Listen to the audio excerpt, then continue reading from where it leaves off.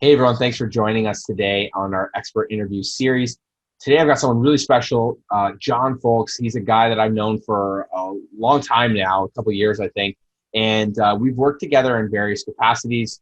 Originally he was helping me a lot with my hiring process, as well as really understanding the sales process and teaching my team on more effective-based sales things that we can do in order to bridge the gap and help people really take control over their health and fitness and life. And he's got an absolute vast amount of experience in terms of being able to understand the sales process, hiring, and more from the psychological aspect. So he's a psychotherapist and most recently getting into the world of doing online coaching. I'm working with him right now on building a bit of his program out that he's had a lot of success with, creating better dads.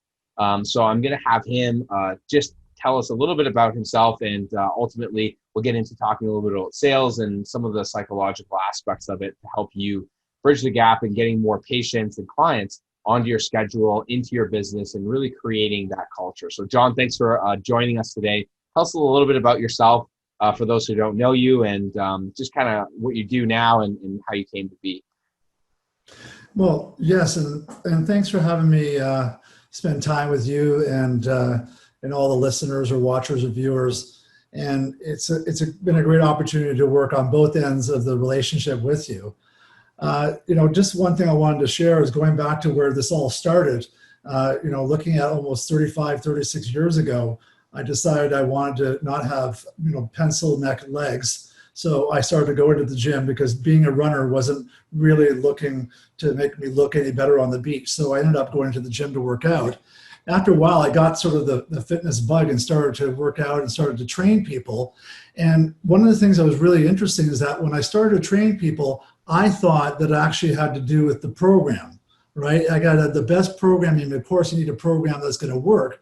But the program was, in some ways, in my mind, all about the sets and reps and the sequence and the types of exercises and getting into those details.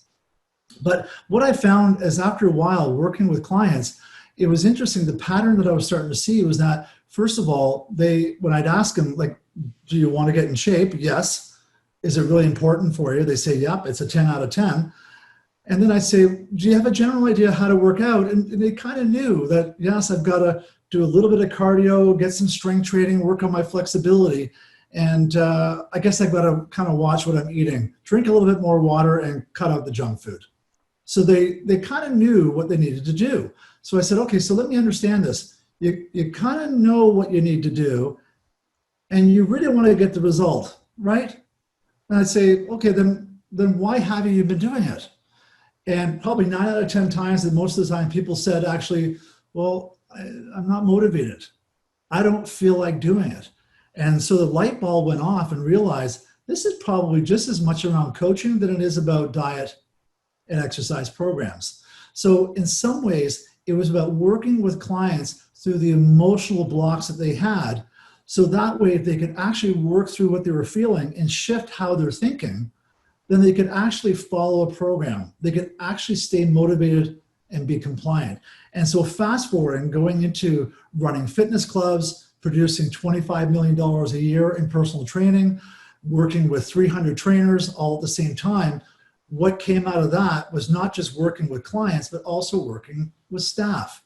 And the whole emotional and mental and cognitive part of this became primary in terms of, one, who was I going to hire?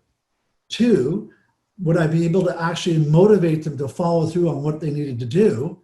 And could I actually create influence and a positive leadership experience to retain that staff member for a longer period of time? And so what happened was, in some ways, the emotional intelligence world of leadership, which was really in some ways no different than working with clients for personal training, and at the same time, as a father and then working with fathers in Better Dads coaching, the emotional intelligence piece became primary. And this brings us around to one of the things that we were talking about that's so powerful and has been in your business and also in mine, is the DISC model. For sure. And I think that that's really important to get the context, because I know you've had a lot of experience and you've really applied which I love, being able to apply other aspects to what you're doing to get an exponential result. And obviously, managing a lot of revenue, a lot of people, and applying it to both hiring and kind of the sales aspect of it as well. So, tell me and tell us like a little bit about like the DISC profile and kind of like, how you started to use that into your sales process and some of the results that you've gotten from it. Yeah. You see, one of the things about the DISC model is looking at, is somebody more task-oriented or people-oriented? And on another dimension, are they introverted versus being extroverted? So if you had a quadrant, you'd have 4 quadrants, which is how the DISC model is set up, where you've got D, which is for the driver type personality, I for the sort of the inspiring type personality, S is more of the personal, sincere type personality, and C, which is more the conscientious, detail-oriented type personality. And so whether I was working with clients, staff, or parents, everybody landed somewhere on that grid. So the DISC model became a very good lens to be able to get a sense of who's actually in front of me. So the key thing when we're looking at what the DISC model is, like what's it all about, it's essentially looking at 4 different personality types. And each of those personality types have their own priorities, and each of those people or those personality types have their own characteristics. And what that means is that when they actually show up and interrelate with other people, they have different personality styles. So depending on who you're actually working with, so if it's in your business and working with clients or working with staff, what becomes very important, and this is the why. Why do we want to know about the DISC profile? The whole reason why is that 1, we want to know what our DISC profile is. What kind of personality type am I? 2, I want to know my audience, who they are, because if I can actually get on the same page in terms of our personality styles, in other words, at least how my body language shows up, how I communicate, what's really important, then I actually can have more positive influence in several ways. 1, I can get more compliance out of a client. So we want them to get the results, they need to follow through. 2, compliance, working with staff that are actually following through on their accountabilities, and also making sure that our leadership is actually based on positive rapport building, because we're actually able to connect with people at a deeper level. So how we do this is, in fact, is we want to be aware of where do we land on the DISC model? What are the 4 personality types do I land in? The second thing is I also want to understand is what our drivers are, and thirdly, what impact I'm going to have on other people. So how we do this is we actually simply go through a whole inventory for DISC profile that gives us an idea exactly where you land, and then working with a client, we actually understand where they're at, and that way we can match how we communicate, how we influence, or with staff, how we lead. Yeah, I think that's huge. If really being able to identify that, because the DISC profile, I found for me a lot of, just even understanding your personality allows you to really set yourself up for more success, because you're starting to work a bit on your emotional intelligence and really understanding like, hey, if I'm getting stressed out, this is what tends to happen to me.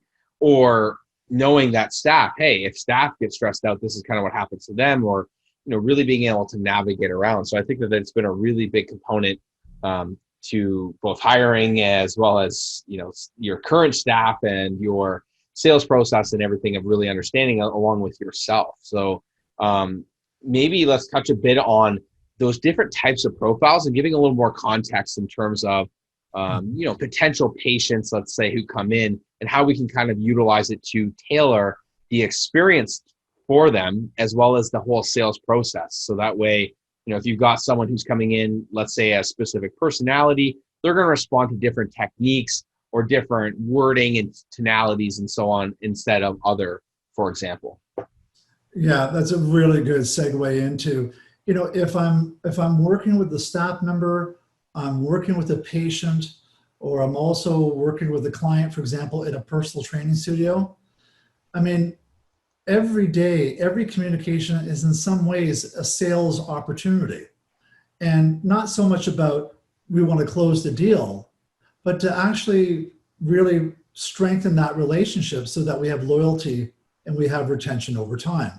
So this is very important as to why we would do this in the first place.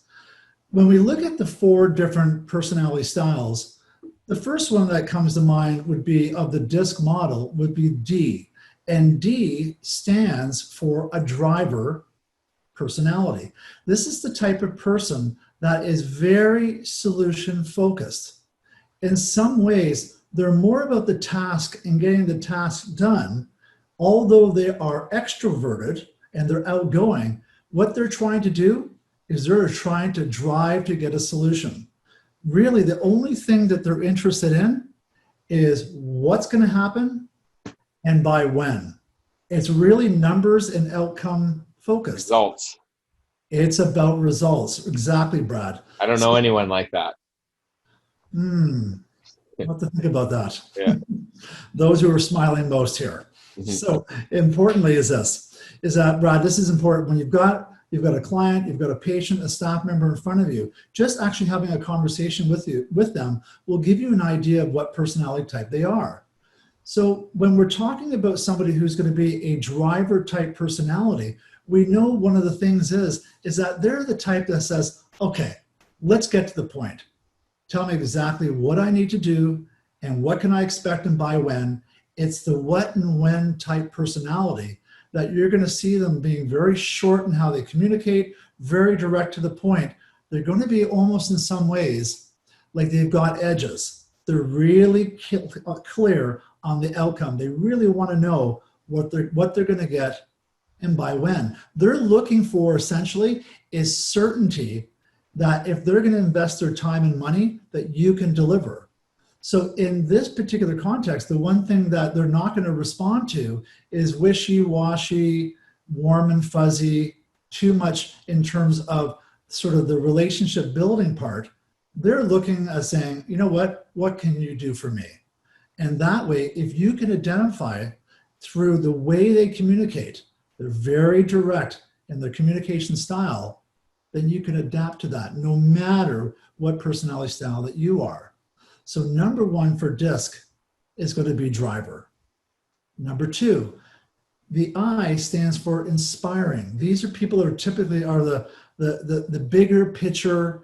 When they sit down, they're lit up, they got lots of energy, they believe in what's possible, they're the half full type personality.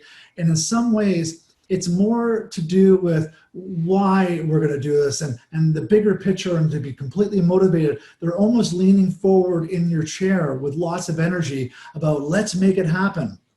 The only issue though with this type of personality is that it's always about big ideas and the big picture, but getting them to commit, to pin them down, this is where we actually have to, in the sales process, to be able to get their buy-in so that they're coming with all this motivation and that we're able to actually say, is this something that you want to do? Fantastic.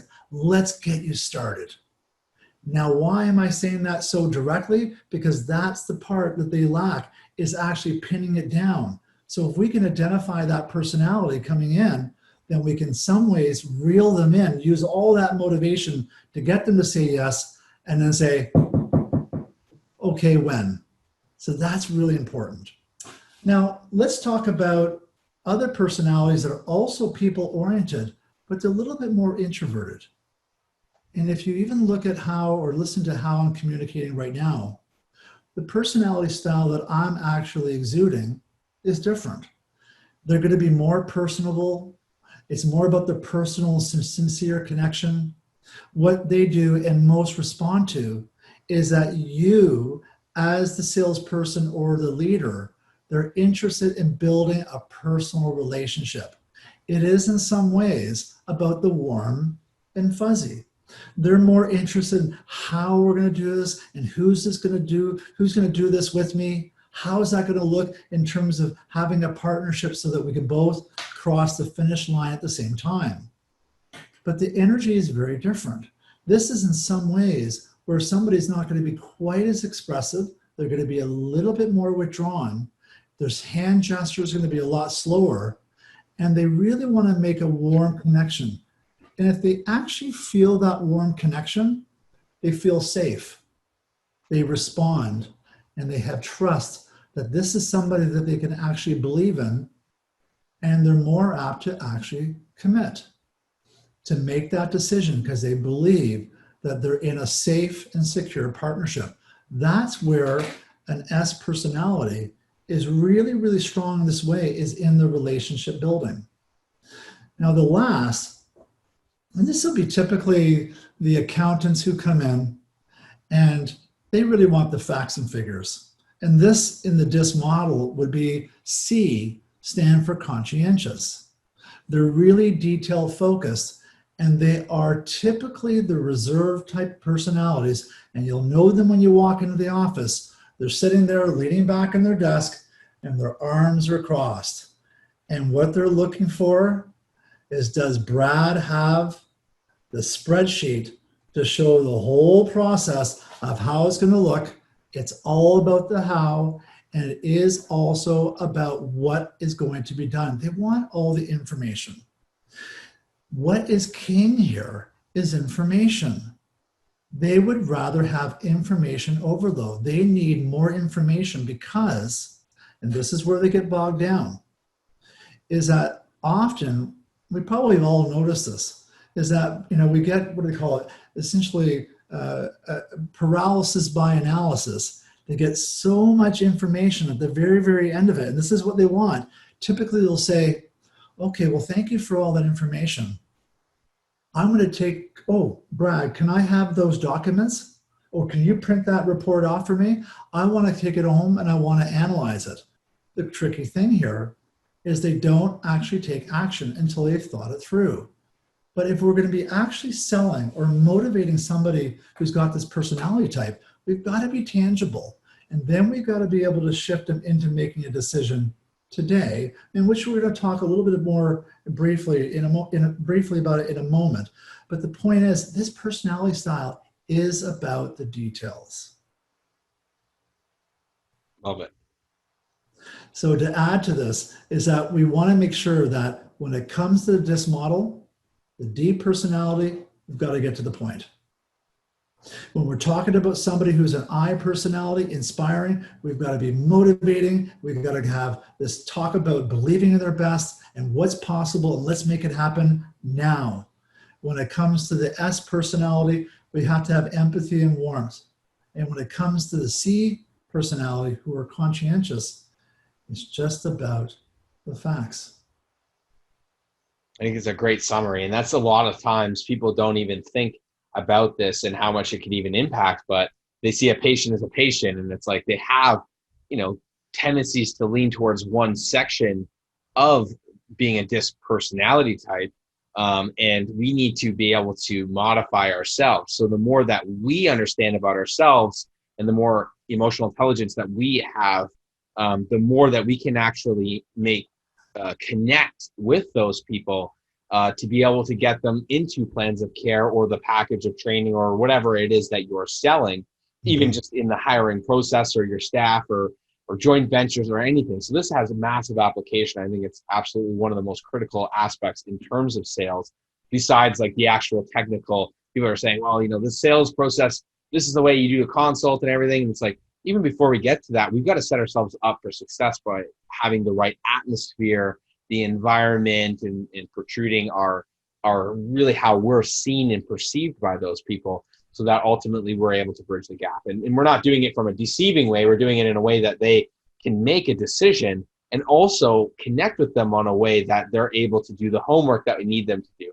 to rebook, to motivate them to want to make the changes and know that they feel secure and safe. Because a lot of the time, for example, the S-type people, those people get stuck for years because they don't have someone who can give them that sort of softer touch to connect and really bridge the gap and give them accountability and whatnot. So I think that that's like absolutely, iceberg content.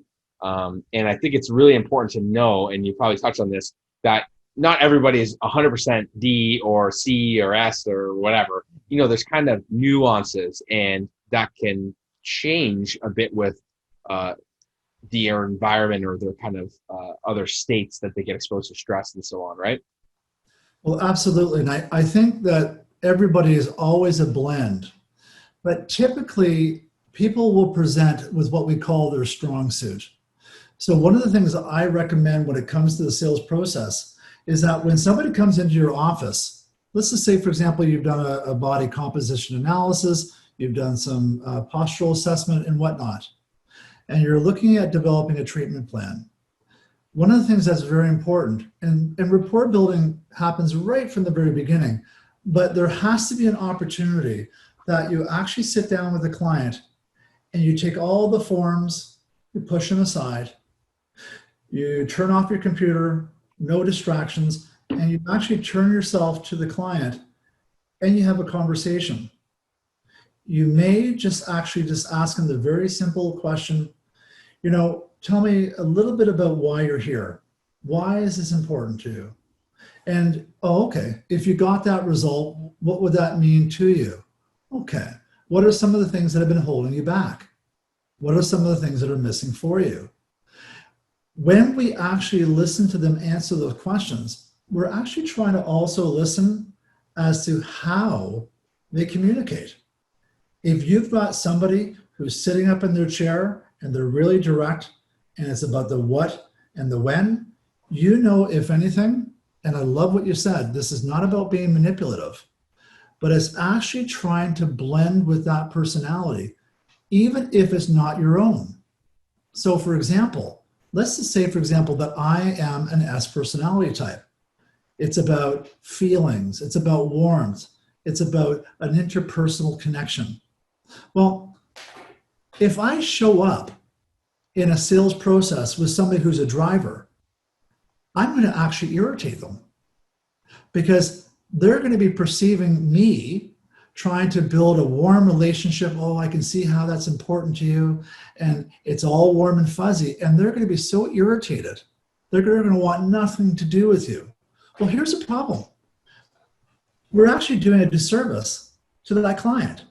They made all that effort to make the appointment to actually show up, often paying money for those initial consultations or the assessment. And the tipping point that gets them to say no, in other words, they say, I'll go home and think about it, is the fact they didn't like the way that they were sold to. They didn't like the way they were communicated to.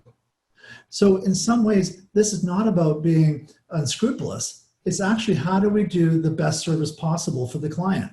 So we want to make sure that if we're dealing with a D personality, if I come across as an S, they're going to feel it's too warm and fuzzy, and they're actually get very impatient. Now, imagine, for example, I'm an I personality, right? I'm coming in, I'm sitting down with the salesperson, and I'm all about the big picture. And the salesperson says, okay, well, let's look at all the details. I have all the spreadsheets. Let's talk about the graph and what it's going to look like. Let's do a timeline. Let's get down to the nitty-gritty of what and how you're going to be doing things. And yet I'm sitting there as the outgoing personality, listening to somebody who's completely getting into details. Me as the client, I am going to get so mentally bogged down because I'm not interested in that kind of detail. You know what? Just tell me the top 2 or 3 things. Let's make this happen. Now, the key is, as I said earlier on, we want to make sure that that person commits. So that's going to be part of the closing skills that actually have to be part of the whole presentation. But we have to understand ourselves and also our client. So I'll give you another example. Is that, say, for example, that I am going to be, say I'm the S personality, and I come in, I'm the client, and somebody's trying to sell me who's a D personality. Let's make it happen. Let's make it happen. Let's make it happen now. Well, fantastic. Some people can get away with that. But if you're an S personality, you're going to run for the hills. You're going to sit here and go, oh my gosh, I feel like I'm being told what to do here. I mean, this person's got way too much confidence. They're way over the top. Their hand gestures are too strong. Simply that body language is going to be a turnoff for the S personality. So to really sort of drive the point here, and to your point, Brad, is that we really have to be adaptable. So to me, what I believe is most important is the emotional intelligence that we bring in to the sales presentation. But this also applies not only into how we're doing the needs analysis and building rapport and trying to qualify the client, but when it actually comes down to closing the sale, getting somebody on a treatment plan or on a package of personal training, more than ever, we have to slow the process down and we have to hone in and resonate with that person's emotional and also personality style. So communication actually starts to become synergistic. So to your point is, one, I have to understand my own emotions. Two, their emotions. Three, how they actually best communicate and how they buy, how to connect at the right level with them, and how to actually be able to motivate them to actually say yes. So the DISC profile is woven all the way from the initial intake phone call right to the point that they've bought their package and they leave your office. Yeah, for sure. It's definitely a really important part, and that's like you really detailed it and outlined it, to get people really thinking, because it is one of the most important aspects of that sales process of being able to match. And I know that we've all been in situations where we're sitting with someone and it's just like we either feel like we're not getting through to them, and it's like, hey, I had a phone call with a guy the other day, and he's very much like kind of the D personality type, but like, sort of caught up, and it's like you meet a bit of resistance. So you've got to sort of pivot how you're presenting to people in order to make sure that you're speaking the same language and that you're able to connect and convey the point. And really understanding that the sales process is really about them. And we always talk about that. Our service is about the client, the patient, and so on. And we need to tailor that experience, not just in the sales process, but also in how we treat them as well. So when we're actually treating them as practitioners, being able to modify ourselves to create that kind of relationship. And that's one of the more successful things that I think, I started to kind of do intuitively. I traditionally got a lot of people who were C and D people, because that's a lot of kind of what my personality is like when I would treat and train.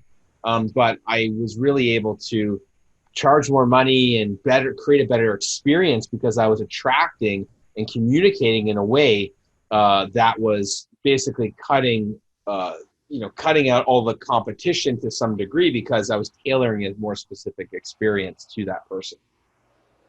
Yes, and in some ways we'll unconsciously attract people that are like ourselves. But in another way, what's really important is learning how to be adaptable. And I think when we're looking at the way all our businesses have changed in the last 5 to 6 months, the key word here is how to adapt.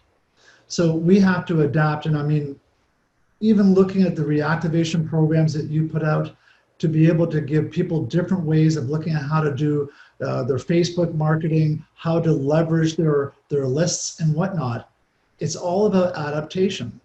But one of the things that we have to do is that we can't really be a one-hit wonder. In other words, if I'm a D personality, that I have all these driver type entrepreneurs coming in, hey, that's a great market. They're going to invest in themselves. There's a lot more skin in the game. It's a great ideal client to have. But one of the things that comes to adaptability is how do we in some ways be able to shapeshift for different types of personalities, that people that can still be our perfect client, but at the same time, they actually have a different way of communicating, a different way of buying, because they're different themselves. And so what I really loved about what you said was it's not just about selling, but it's also the ongoing customer service and client loyalty that we need over time. Because quite frankly, if we can actually say by retaining our clients, as well as having effective marketing strategies, you've got the best of both worlds. And I think adaptability is really where a DISC model comes in is really relevant when it comes to adaptability, because how then, with who I have as an audience and who's coming in, how do I actually make the most of that opportunity? And the personality part is enormous. For sure. So maybe like go a little more detail of that and some strategies that you find to be really helpful. Okay, so for example, if I have somebody who is a driver type personality that comes in, and let's just say that it's in the context of a health club or a personal training studio, and they're trying to sell that client on a large package of training. For example, it could be a $5,000 to $10,000 package of training over X amount of months. This is a big ticket item. So what we would do essentially is when we sit down and do the needs analysis, we, as I said before, we want to find out what their goals are and why they're important.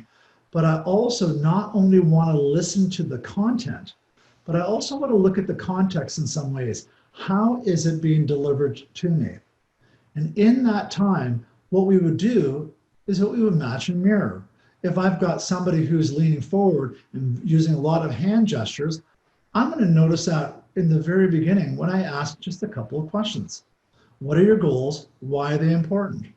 Just simply looking at somebody with their arms crossed or with their hands always driving and pushing and punching the air, so to speak, they're looking for results. So what has to happen is that anytime that I listen to them, I'm going to echo back what I've heard. And often what I do is just so I understand here, Brad, I'm just going to repeat what you said to me. What I do is I make sure that, one, I use the same words that they use. If they say, you know what, got to get the target. It's so important that I get the target in 3 months. The key word here is target. I want to say the same word because target has a very action-oriented, goal-oriented connotation to it. So as a driver, I want to make sure that, one, as I'm matching the driver, I'm using those words, and secondly, I'm using them in the same way. So what I'm hearing you say then, Brad, is that you want to hit the target in 3 months, right? Yes, right. In that moment, just the fact that I've echoed back exactly what they've said in the same way is that that person inside implicitly says, oh, that person is kind of similar to me. So subconscious process. It's a subconscious process. In other words, we become aligned because our personality styles are the same in that moment. If I'm an S personality being a D, as long as I know to listen to those key words, and I also say it in a cadence and use my body language the same way, and I get to the point, I keep it short and sweet. For example, if I'm an I personality and it's about the bigger picture and going to inspire, I could talk for 20 minutes straight because it's almost like a motivational seminar for them. But if that person in front of me is a D personality, they're going to be squirming in their seat, likely looking at their phone because they're now distracted because, you know what, you didn't get to the point. So the key is in the beginning, as I'm communicating and I'm relaying back what I'm learning about the person in needs analysis, it's about the cadence and it's about the choice of words. The other thing too is that when we're qualifying and making sure that, so how many days per week will you be coming in? Fantastic. Will you be coming in at 2 o'clock or 4 o'clock? 4 o'clock. Have you set that time aside on your calendar? Fantastic. Is there anything going to be in the way that's going to stop you from coming in at 4 o'clock? Fantastic. Is everybody at home supportive of you getting the results that you want? Oh, they are? Fantastic. Is there anybody really saying, no, don't get in shape? No, well, actually, everybody wants me to get in shape. Fantastic. What have I done? I've qualified them in 4 different ways. I also just demonstrated and role modeled how to actually do it in a direct way so that when I'm talking to a D personality, the D personality is going, yes, yes, yes, yes, yes. That's 4 bullseyes or 4 targets that I hit in qualifying, which is how they operate. Now, also importantly, when it comes to closing the sale, if I'm a direct personality style, I'm going to be upfront and direct with them. And I'll say, so here's what's going to happen, Brad. I'm going to go through all the things that you share that are really important. And 2, we're also going to look at what happened today on the gym floor or the treatment room in the assessment room, whatever the context is. And also what I'm going to do is I'm going to go over the plan to get you the target in the timeline that you want. How does that sound, Brad? Yeah, sounds awesome for sure. Fantastic. And so then we're great. So we're going to be direct here. And I might actually even use the word direct. Is that okay with you, Brad, if I'm just direct? Yeah, 100%. Okay, fantastic. So then the thing is that once we've gone through those 3 steps, all right, I am going to go over the cost of the program.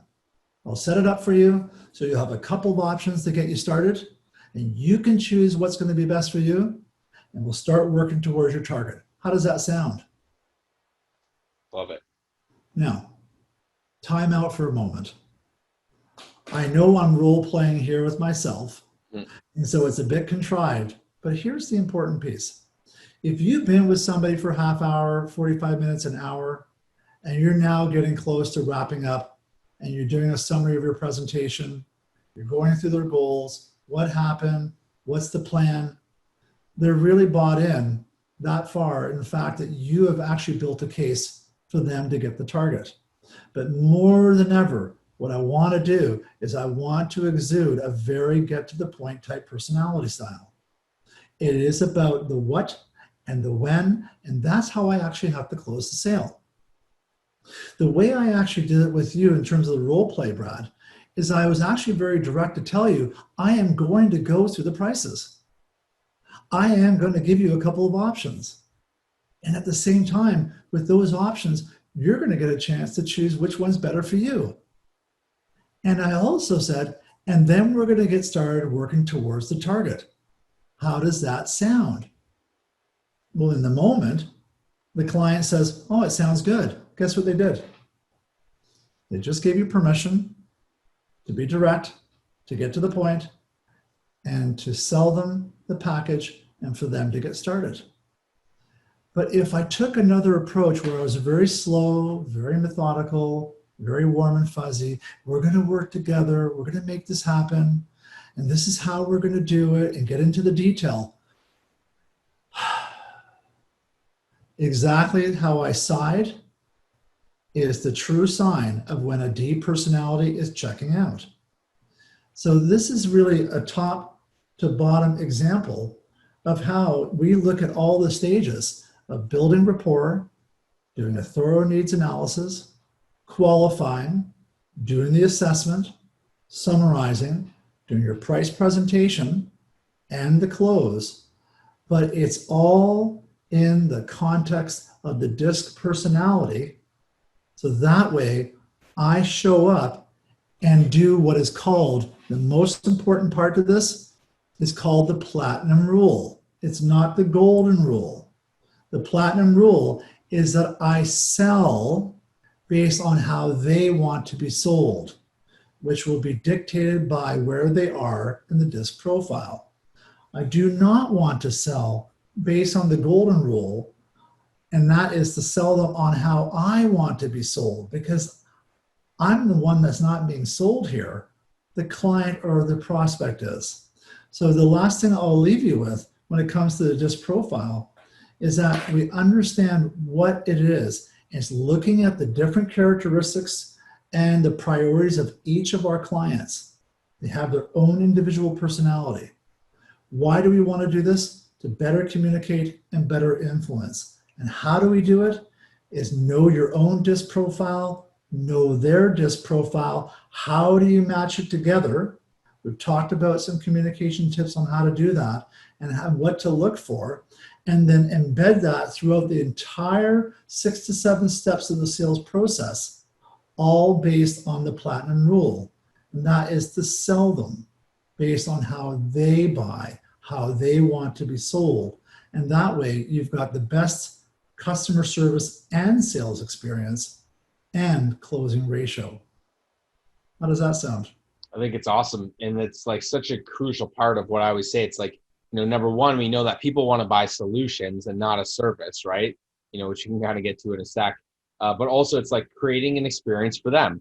And you, especially if you feel salesy or whatever, you're really just giving people permission to sell and permission to be yourself and to kind of go through the process. So it helps to really bridge the gap in terms of, really telling people what to expect and, that I'm here for you. So I feel in my experiences with selling is it neutralizes the pressure or fear or whatever. Because a lot of the times I think people get into this, this mindset where it's like, hey, it's a consultation, we're a sales battle, and I got to crush the sale, and I got to sell this person. It's always battle back and forth and negotiations and stuff. And the reality is we want to shift ourselves away from that. The whole sales process that I teach and kind of work with, and I've developed kind of over years and with your help as well, has really been about doing things differently. So that way you're walking into making about them, hey, tell me how I can best help you. Like how, tell me a little bit about that. And I know a lot of that is, starting to ask open-ended questions, and maybe we can touch a little bit on some of those sort of tactics or strategies to start neutralizing that experience so that we're really here to be solutions providers. I don't know if and how I can best help you right now, but I know that you have a problem that you need solved and you haven't got an answer or a resolution. So I want to get the details and kind of get the information and create this experience so that way, together we're working on finding the best solution for you. And I'm not as much about like, hey, buy my shit, so to speak. It's like, hey, I'm finding what's best for you. We're going to create a good plan. And then from that, you're able to get people to buy in more. They're willing to pay more premium rates. They know that you're more invested in their process as well. So it's less about just transactional based. So maybe let's talk a little bit about that kind of thing and the neutralizing and asking the open-ended questions and how we can kind of position the actual consultation process to be more on them and really different than what they're probably used to or have had before. Well, there's a couple of steps that come to mind is that even from the initial intake call, what we're trying to do is build a relationship.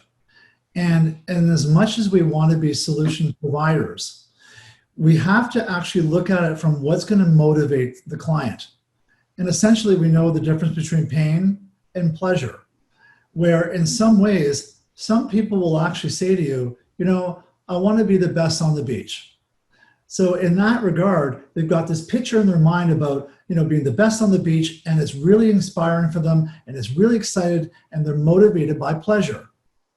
But actually what is more of a driver is that they're actually more motivated by pain. The reality is, yes, there are a certain proportion of people who want to be the best on the beach, but most people actually are more driven to not be the worst on the beach. So what's the point here? Well, to your point, is even the initial intake phone call, I want to build a relationship. This is going to be client focused, whether it's in my therapy practice, my coaching practice, or in the gym, personal training studio, selling practice. The important piece here is that it'll be people focused. So I'm asking open-ended questions. In other words, wide open. What brought you here? Okay, tell me a little bit more about that. Actually, do you mind if I take some notes down? I'm really curious, I'm going to make sure that I remember some of these things. Okay, fantastic. So what I'm looking for is I'm listening to the pain points. I'm actually listening to what's missing for them. Because in the end, that's going to relate to be able to provide solutions to get them closer to the pleasure that they want. But there's a gap. We've got to close that gap because they're coming to you for a certain reason. And something has actually changed in their life. They could be a weekend warrior. They now can't play hockey with their buddies on the weekend, let alone COVID-19 and restrictions. But the point is that something is missing for them. So what we want to do is find out where they're at right now and where they want to be. But ultimately, what's it like for them now? I mean, they used to have what it is that they want. They used to have what it is that they want to get back. But what's it like for them now? What's it like right now since you haven't been able to work out with your back being painful and you said you have a full-time job sitting at a desk all the time, you're online? Yes. What's that like for you? And what's going to happen is they're going to talk about how the limitations are, number one, likely bringing their mood down, right? Because if they can't move, they haven't got movement. Mood is going to go down, right? Quality of life goes down. Secondly, they may be impacting their relationships. They have less patience. They don't have that physical outlet. And third of all, they can't connect with their friends because they can't go out and play hockey on a Friday night. And so they're getting impacted not only emotionally, but relationally at home and also in terms of their social life. And likely, if they're sitting at a desk, they're probably having even more back problems. The fact that they're sitting in a restricted position, unless they have a table that is erect and they can stand, and not everybody uses that. But in the end, we want to know where the pain points are. But when they're sharing their pain, and if it's relationship focused, then what we do when we ask those open-ended questions, how has that impacted your life? I become a better listener. I'm also listening to their disc profile. I'm also listening to their pain point. And I'm also starting to think about how I'm going to provide solutions to help them move from their pain. So in the end of the day, is that we have to sell on the relationship, also on the pain, but while we're providing solutions in a way that they can actually see the positive outcome of investing with you, as long as you actually lay out a plan that's tangible enough for that personality style to actually say, yes, this makes sense. The reason why I bring in the tangible element is that a lot of times people will say, yep, no problem, I need the treatment because I'm in a whole lot of pain. Pain is a huge motivator. But sometimes people coming into a studio, being 50 pounds overweight is actually sometimes for some people not that painful enough. It may be just enough pain to get them to come in the door, but it might be only enough pain for them to actually kick some tires around. In other words, the reason why they're there is they're saying to themselves, you know what?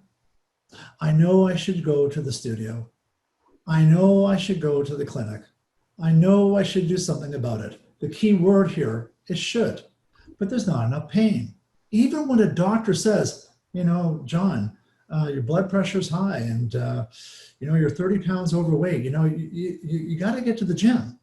Well, that patient, John, in this case, is sitting there listening to the doctor going, yeah, I know I should do it. And boy, the doctor's telling me that I need to do this. Okay, there's somebody who's got a lot of credibility who's telling me I better do something about this. So here's what happens. John leaves the clinic, gets out to the car, makes a phone call to the partner and says, hey, guess what? I've made a decision. What's that, dear? Well, I'm going to go to the gym. I'm going to join up. I'm going to go to the studio. I'm going to get some personal training. I'm finally going to get started. Oh, really? Yep, because the doctor said I should.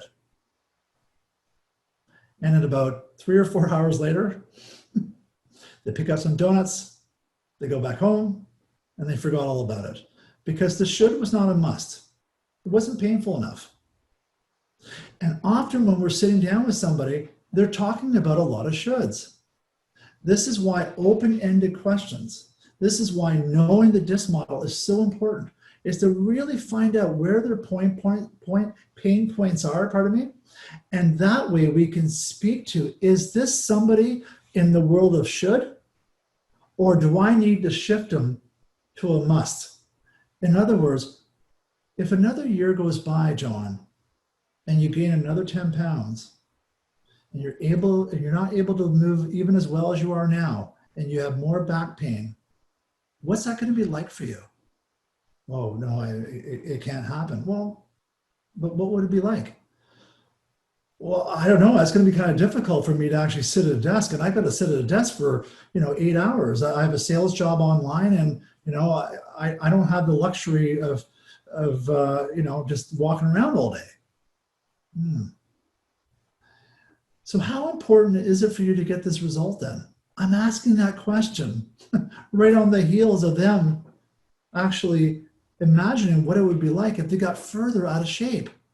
What I'm doing is I'm magnifying the pain so that I shift it from a should to a must, so I can leverage that in a positive way to get them started now. And if I layer in DISC and then I become solution focused, then what happens is I bring something tangible that they can picture and see based on a lot of pain that we've generated in a relational context, that they actually feel this is where I want to be.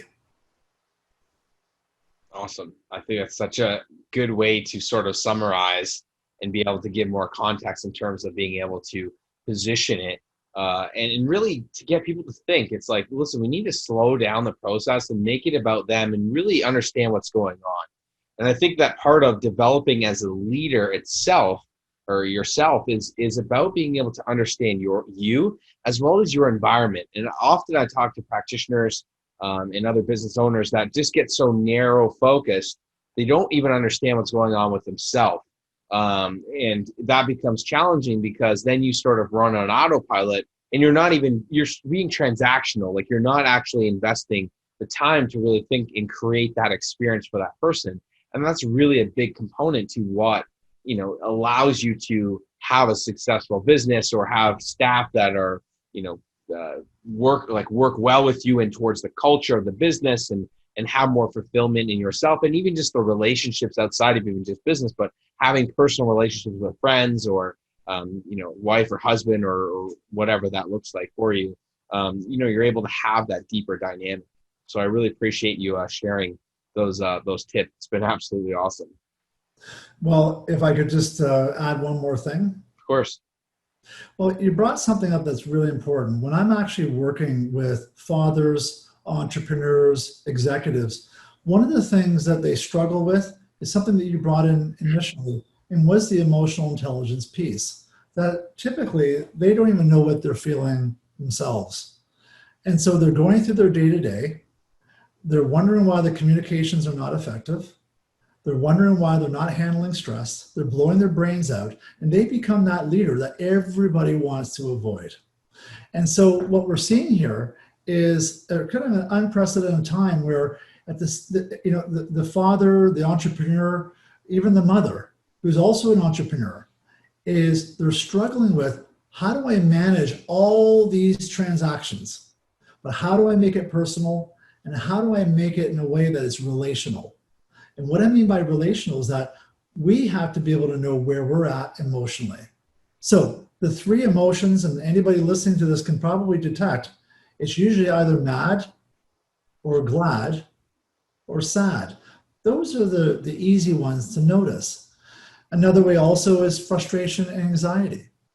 Now, the reason why I bring up those examples of emotions, but one of the things that I actually coach individuals, parents, entrepreneurs, but also train in terms of staff and also leaders, is this idea of what I call ABC. A, be aware of what you're feeling. Put a name to it. I'm feeling frustrated. Great. Be with that feeling. Be with it. Not wallow in it, but be with it so that I can actually go, oh, okay, that's what I'm feeling. Just by doing that, C, I actually calm down and I become more tuned with myself, and I actually become more tuned in with the other person, particularly if they're frustrated or anxious. Why is that important? I want to notice where I'm at, and I want to also notice where they're at. So the important piece is I want to know emotionally where people are at, not because I'm in the work setting, we want to do therapy, but the point is I need to be able to regulate my own emotions so that if I'm calm, it's like by osmosis, people around me will start being calm. Same thing with the client when we're sitting down, where some of them come into our office and they're either frustrated from the day or they're anxious from the day. But if I can be tuned into myself, and also they can be calm because they're now rubbing off in terms of osmosis on how I'm being, then what happens is we're in a better place to actually connect, to motivate, and to influence. So what happens here is that our emotional intelligence is dependent on, can we actually notice our feelings? Can we regulate them? Can we actually notice other people's feelings and set a context for them to be more calm with you? Know how to motivate them, how to do goal setting. So in the end, it's a win-win for everybody. So in the end, it's also not just about emotional intelligence, but it's business intelligence. And it all ties in from the bottom up. Love it. Thanks so much for sharing that. And for those who want to learn a little bit more about what you do and maybe getting some help and kind of filling in the gaps, because I know we went through a lot of stuff, how can they best reach you? They can reach me at my website at betterdads.com.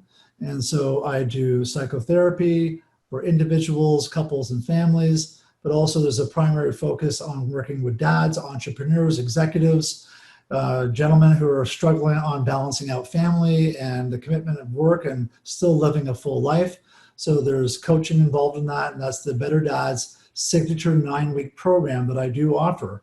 And in fact, what it does is it takes entrepreneurs through a 9-week process of, one, discovering what is going on. So we want to make sense of it. Two, how to be actually emotionally and mentally prepared to shift, and then solutions when it relates to communication and how to actually better connect. I think the most important thing is we want to better communicate, we want to better connect, we want to reduce conflict, and ultimately to be a proud father. And that's what Better Dads is all about. Yeah, and I think it's like, taking and learning a lot of the concepts that we talked about, and even just understanding like how to improve ourselves so we can have better relationships outside of business so that we can excel more in business itself. Because if we have wasted energy and distractions outside, we don't want that to inhibit our overall experience and whatnot that we've got going on out there as well. So I'll make sure to link below in the comments, wherever they are, whatever platform this is on, your links here, and people can reach out to you. And I really appreciate you sharing your expertise with us today. My pleasure, Brad. Thanks so Perfect. much. Thank you.